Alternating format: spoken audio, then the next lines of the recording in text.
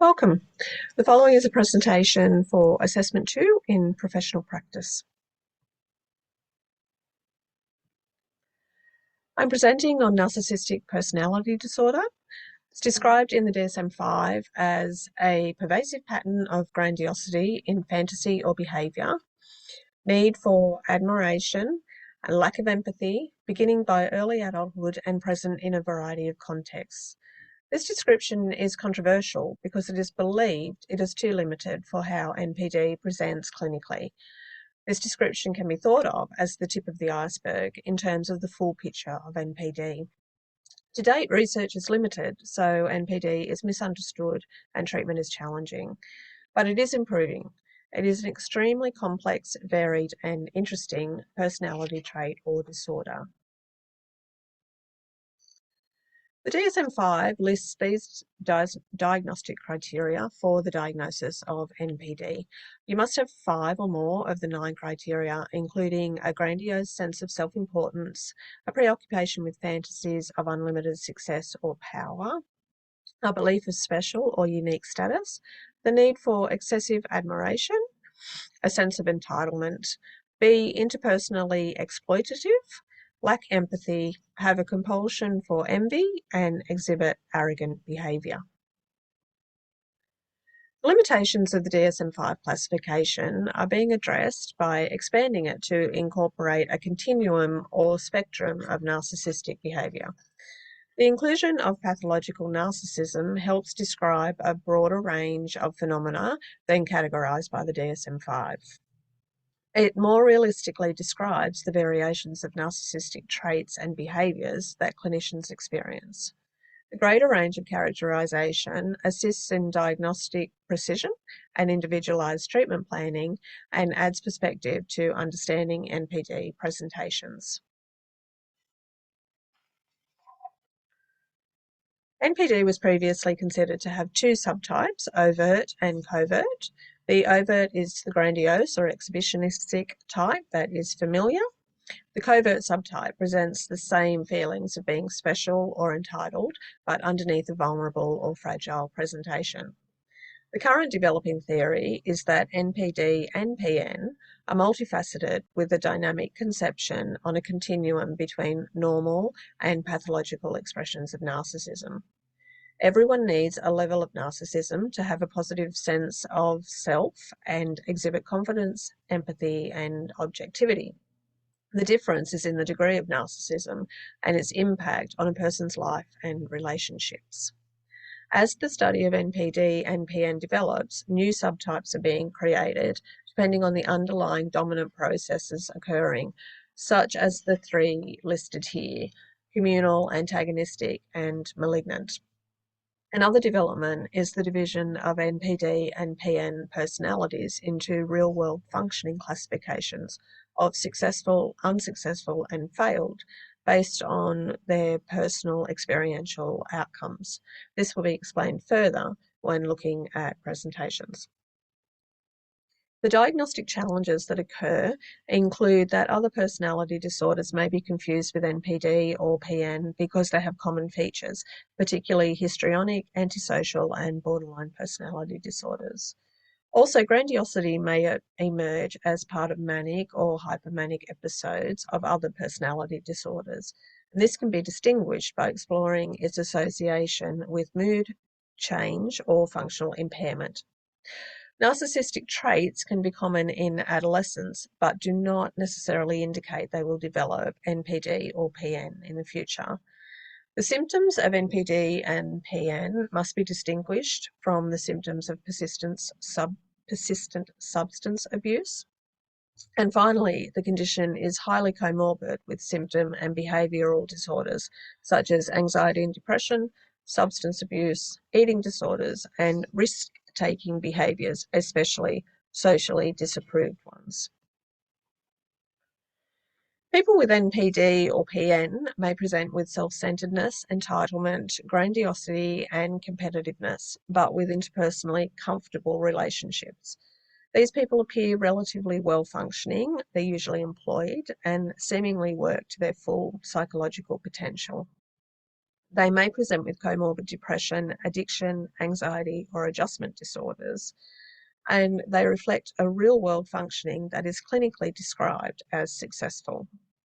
Or alternatively, people may present with anxious and depressive mood, psychotic-like symptoms, comorbid personality traits associated with paranoid, obsessive-compulsive, schizotypal, negativistic, dependent, and selfless personality pathology. These people present with low narcissism in the form of low ambition, but have a high intensity of NPD symptoms. Their real-world functioning is described as unsuccessful. Then, alternatively, again, people may present with a combination of these traits, where a successful person with NPD has experienced a major life event, such as an interpersonal loss, unemployment, or an illness, amongst others, and this abruptly shifts them into a functioning marked by loss of success. This real-world functioning is clinically described as failed, and these people carry an intense sense of failure, further complicating their life with NPD. Additionally, unsuccessful or failed subtypes commonly present comorbid with burnout, complex grief, depression, alcoholism, and suicidal thoughts and behaviours. Clinically, NPD is one of the most challenging syndromes to treat and experiences a high dropout rate. There are difficulties establishing a good enough therapist-patient relationship due to the person's dysfunctional modes of relatedness that interfere with the therapeutic relationship and make it difficult to form an alliance. People with NPD or PN can be vindictive, intrusive, and domineering, and they need to exert control over others. Or they can show distant, socially avoidant, and exploitable interpersonal behaviours, including disengagement and insensitivity over their inability to act mutually and with reciprocity. They often devalue or ignore therapists' observations due to their sense of superiority and entitlement, or they show limited ability or willingness to self-disclose and self-reflect, or they enact a pseudo-alliance with idealization of the therapist as a person embodying the positive qualities they attribute to themselves. This interferes with authenticity and the ability to reveal a true sense of self that can direct goals of therapy. Countertransference is particularly challenging with narcissism. It is often intense, frustrating, and difficult to manage, and includes hostile and angry, criticized and devalued, helpless and inadequate, and disengaged feelings and presentations. The therapist's experience includes intense feelings of anger, annoyance, and frustration, a sense of devaluation and criticism, an experience of helplessness and inadequacy, feelings of disengagement or withdrawal, elements of disorganization, lack of close connection and trust, feelings of minimal interest, and severe difficulty tuning in emotionally to the person. This creates confusing, negative, disruptive, or overwhelming feelings for clinicians. Research suggests the only way these countertransference patterns improve is with clinical experience. Countertransference can be beneficial by helping formulate a deeper understanding of the person's core psychological dynamics, their internal conflicts, and emotional experiences. It provides information about their sense of identity, agency, self-esteem, and emotion. It reveals information about origins of interpersonal experiences and relatedness, and it can reflect people's attachment patterns and interpersonal relationship patterns, helping clinicians plan and provide more effective treatments, as well as guiding the choice and timing of interventions.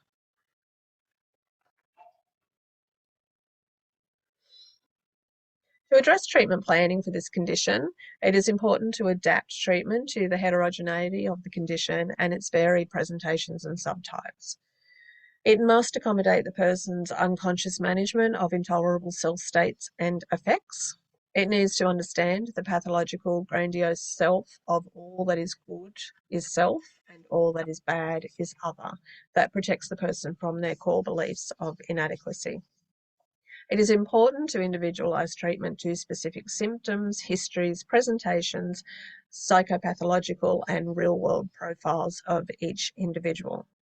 Treatment requires a strong focus on self-definition, striving for coherence of identity, and rebuilding the dysfunctional implicit self. It requires careful and timely exploration of shame, humiliation, contempt, envy, and low self-worth.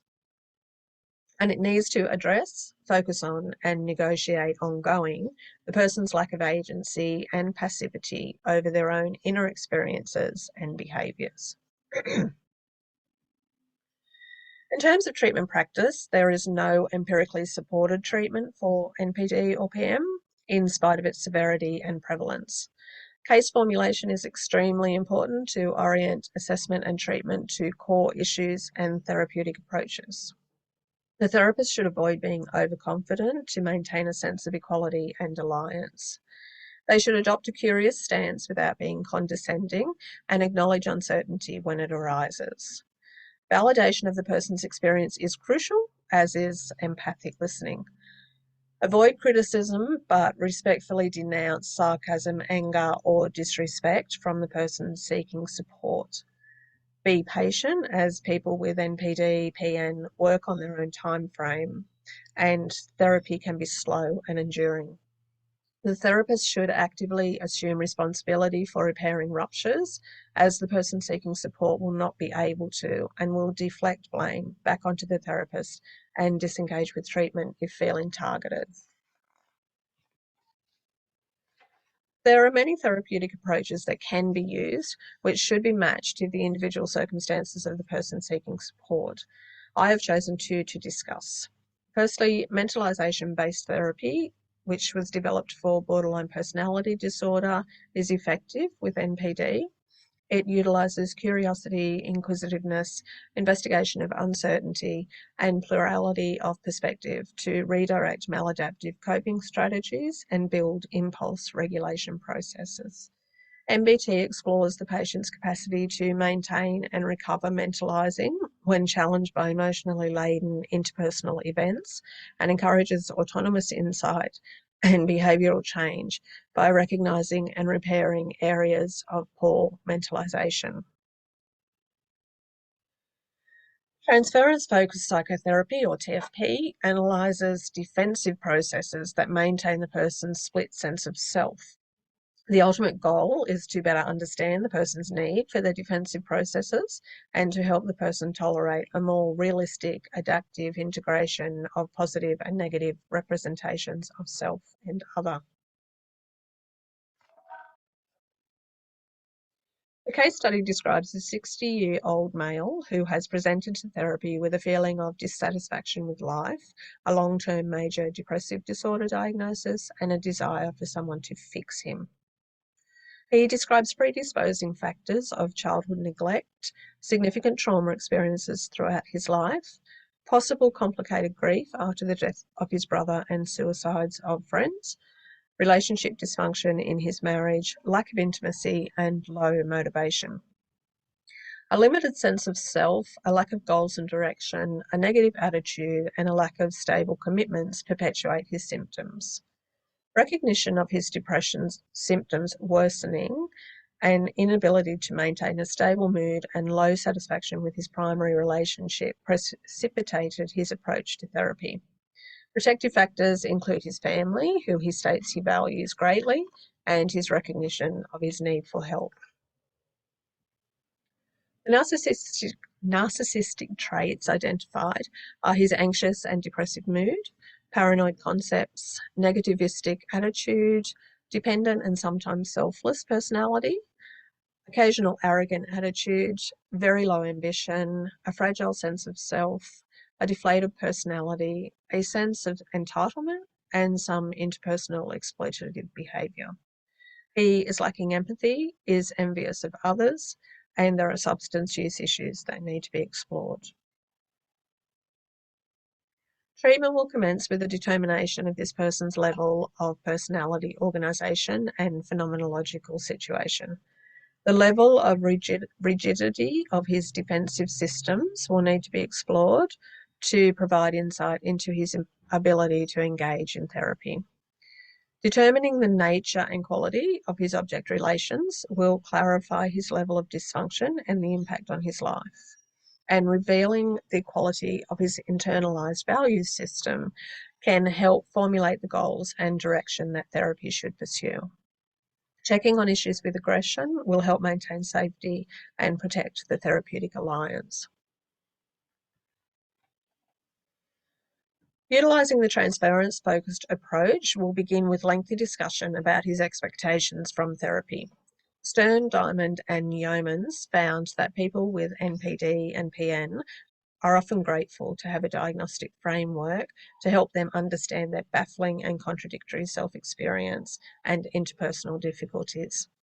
Following from these discussions, a treatment contract needs to be developed that sets realistic and mutually agreed upon parameters of treatment and indicates obstacles to recovery such as substance abuse, self-harm and suicidality if present. Next, a commitment to other structured engagements enables the person to experience themselves engaging in life, interacting with others and sustaining responsibilities. This then enables reflection, adjustment and recognition of his own capabilities. Finally, review is crucial to maintain therapeutic progress by identifying situations, responses, experiences, commitments, engagement, and processes that require adaptation, modification, reflection, or further discussion to enhance the person's capacity to move forward. Noting any successes will help secure positivity as well. In conclusion, narcissistic personality disorder and pathological narcissism are complex conditions that require understanding, empathy, and commitment to support and treat successfully. Therapy is challenging with these presentations, and therapists require confidence in their abilities to engage with, retain, and motivate people with NPD or PN.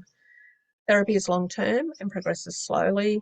Setbacks often occur and must be dealt with compassionately. Approaches must be adaptable and changeable as necessary.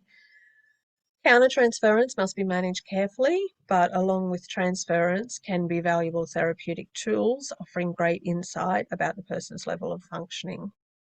Despite all the challenges, people with narcissistic personality disorder or pathological narcissism can learn effective strategies and techniques to improve their maladaptive schemas and enhance their experience of self, other, and engagement with life.